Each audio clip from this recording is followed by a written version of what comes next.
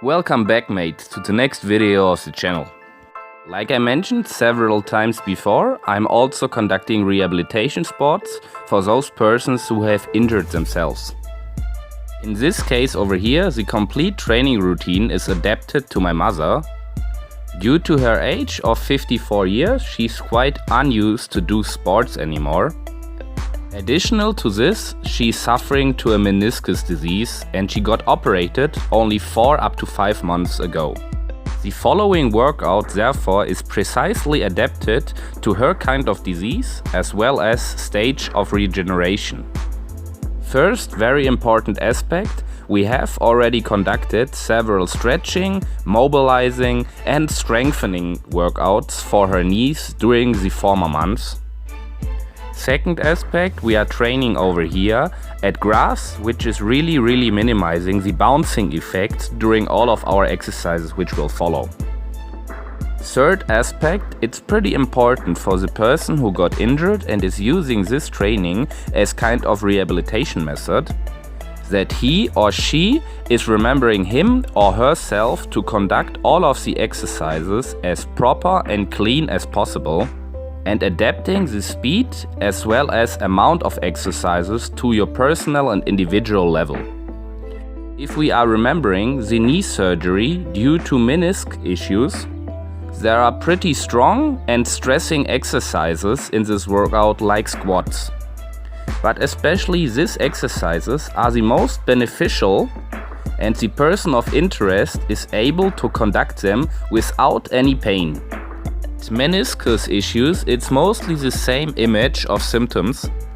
If mobility and basic muscular strength has been already regained after the operation, there is mostly only a high sensitivity of the operated knee for torsion or twisting under load. So we have two basic premises at the current workout. First, conduct all exercises under muscular stabilization, so muscular tension.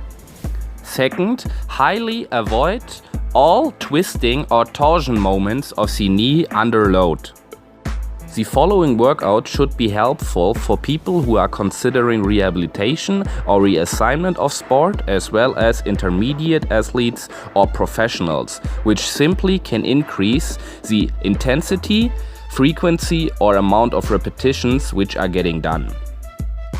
Like always in this video, we are starting off with some coordinative exercises as well as some basic strength exercises to warm up properly before we are conducting the main ladder drills. In case of the ladder drills right now, again it's pretty important to conduct the exercises clean and properly instead of doing them really rapid and fast. My personal recommendation for the following ladder drills would be start pretty slow and then increase successively to learn the right movement. We are starting off with some simple jumps using both legs and touching every gap of the ladder once. Focusing at the exercise and using our arms within the movement makes it more beneficial. To foster the coordination aspect, we are now conducting the same exercise sidewise. Remember at one-sided exercises to train both sides.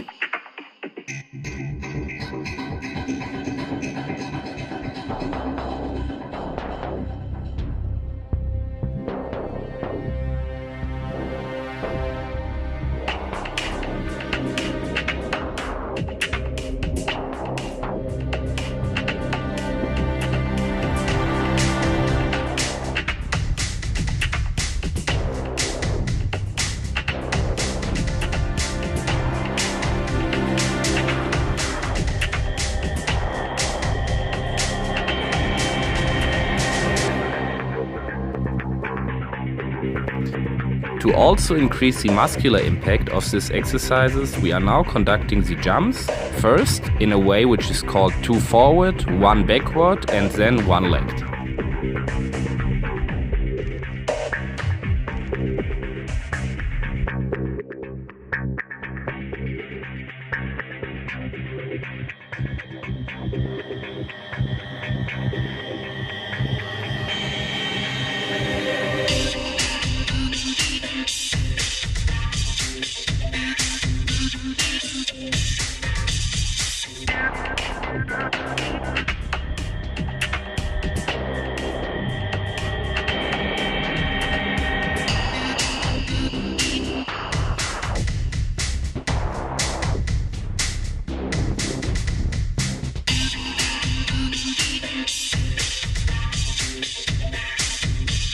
Next, we are using our well-known exercise skippings within the ladder sidewise.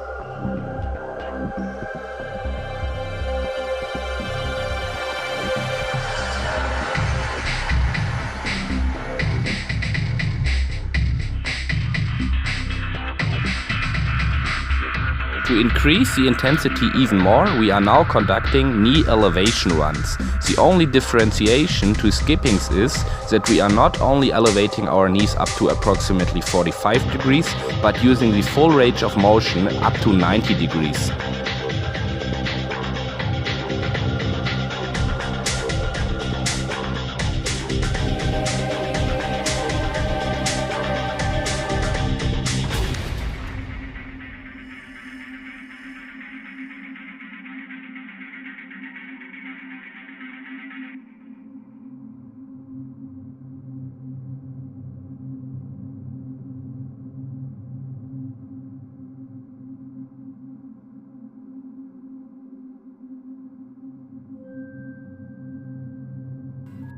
The following exercise is called backwards crossing. It's again a one-sided exercise, so you should train it with both sides. We have one leading leg, which is only stepping forward one gap per gap, and our following leg, which is sidewise crossing the leading leg.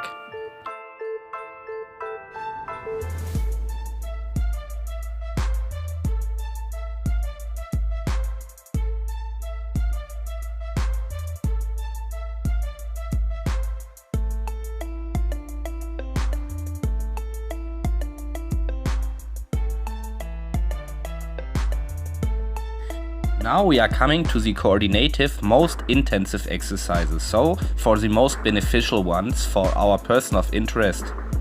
We will see diverse variations of an exercise which is called in-in, out-out.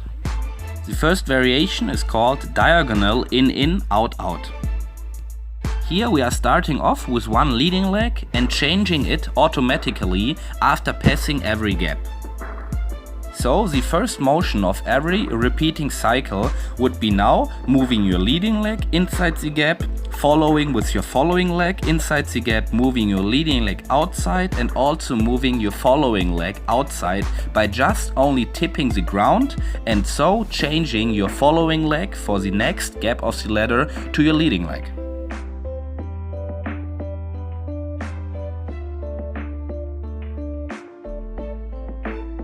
Next variation is called sidewise in-in, out-out. The order of our steps are getting conducted completely identical. So first with our leading leg in, following leg in, leading leg out, following leg out. Due to the sidewise execution, this is again a one-sided exercise, so we have to conduct it quite the otherwise backward when we have reached the end of the ladder.